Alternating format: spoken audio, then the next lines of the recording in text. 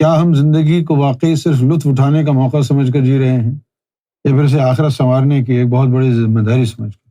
اور کیا سب سے بڑا نقصان یہ ہے کہ انسان دنیا سے تو چلا جائے لیکن جنت تک پہنچنے سے پہلے ہی ہار جائے؟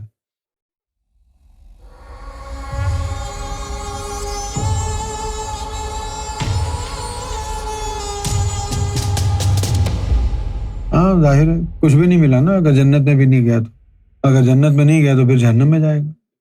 اب رہ گئی بات زندگی کو گزارنا، زندگی صرف گزارنے کے لیے تو نہیں آئے ہم یہاں پر، ہم زندگی گزارنے کے لیے تو صرف نہیں آئے یہاں پر کہ چلو بھائی 50-100 سال رہ کے آ جاؤ، یہ ہالیڈے پہ تھوڑی آئے ہم۔ اللہ تعالیٰ نے ایک مقصد کے لیے ہم کو یہاں بھیجا ہے، ایک امتحان کے لیے بھیجا کہ یوم ازل میں جو کچھ اللہ نے ہماری تقدیر میں لکھا تھا اب اس دنیا میں آ کے ہم نے وہ حاصل کرنا ہے۔ اگر یوم ازل میں آپ نے اللہ تعالیٰ سے ایمان مانگا، اللہ تعالیٰ نے آپ کو ایمان کی دولت سے سرفراز کیا، دنیا میں آ کے آپ کو پھر مومن بننا ہے نا، مرشد کامل ڈھونڈنا ہے۔ دنیا میں آنے کا مطلب یہ نہیں ہے کہ بس آپ کام دھندا کریں، بیوی بچے ہوں، ماں باپ کی خدمت کریں، اسی طرح زندگی گزر جائے۔ نہیں تو پھر جانور بھی اسی طرح آتے ہیں دنیا میں، کتا، بلی، گائے، بھینس، کوا، یہ سب آتے ہیں بغیر اللہ کو پہچانے، مر جاتے ہیں یہ بھی۔ تو انسان ہو کر بھی یہی زندگی جی کے مرا تو کیا فائدہ ہوا تیرے انسان ہونے میں؟ اپنی تقدیر کو تلاش کر، کوئی مرشد کامل ڈھونڈ جو تیری تقدیر تجھے دلائے، تجھے اس راستے پر چلائے جو تیری تقدیر میں رب نے لکھا ہے۔ مرشد کے بغیر یہ راستہ نہیں ملتا۔ تو اس دنیا میں زندگی گزارنا ایک امتحان کی مانند ہے، ایک آزمائش ہے۔ اس دنیا میں آ کے صرف جینا نہیں ہے، بھگوان کو دل میں لانا ہے۔ اگر کامیاب ہو گیا تو تیرا کام سفل ہو گیا، ورنہ پھر ناکام ہو گیا، یو آر اے فیلئر۔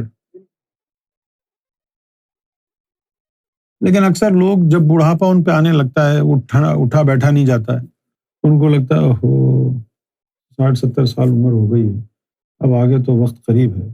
اس وقت پھر ان کو جو ہے نا تسبیح پکڑنے کی ضرورت محسوس ہوتی ہے، جب دنیا میں کوئی ان کو لفٹ نہیں کراتا، نہ اولاد لفٹ کراتی نہ کوئی اور، تو پھر تسبیح لے کے بیٹھے رہتے ہیں 5-5 6-6 گھنٹے، ان کے پاس ٹائم ہی ٹائم ہے، نہ کوئی ملنے آ رہا ہے، نہ کوئی نہ اٹھ کے کہیں جا سکتے ہیں وہ، اور بیچارے کیا کریں گے؟ لیکن بڑھاپے میں آ کے اللہ کو بیوقوف بنا رہے، جوانی میں تو دھینگا مستی کرتے رہے، تم نے کبھی اللہ کا سوچا بھی نہیں۔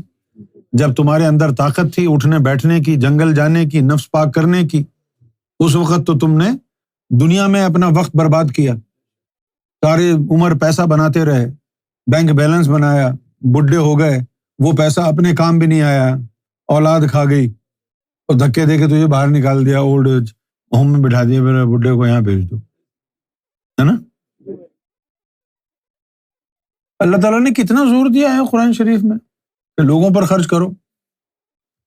الف لام میم ذالک الکتاب لا ریب فیہ ھدی للمتقین الذین یؤمنون بالغیب ویقیمون الصلاۃ ومما رزقناہم ینفقون۔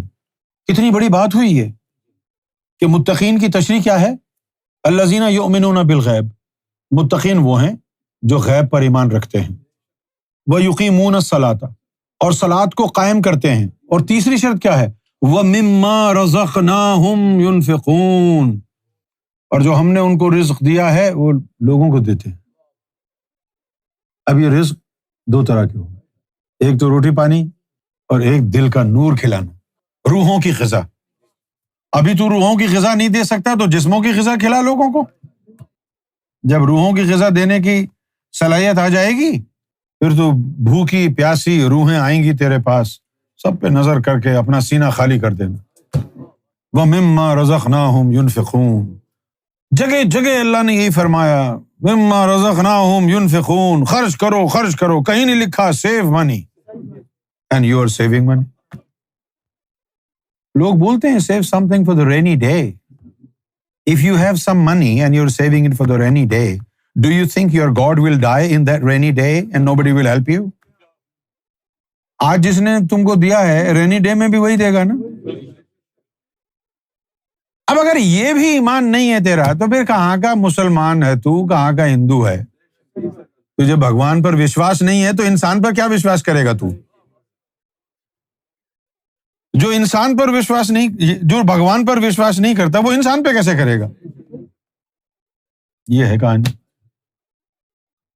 وَمِمَّا رَزَقْنَاهُمْ يُنْفِقُونَ. اب اگر بانٹنے والا اس کے پاس پیسے ہیں تو پیسے دے، نور ہے تو نور دے، اور اگر اس کا رزق صورت گوہر بن کے سینے میں بیٹھا ہو تو وہ کیا بانٹے؟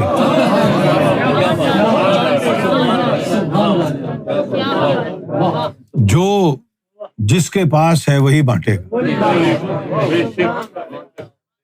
جس کے پاس جو ہے.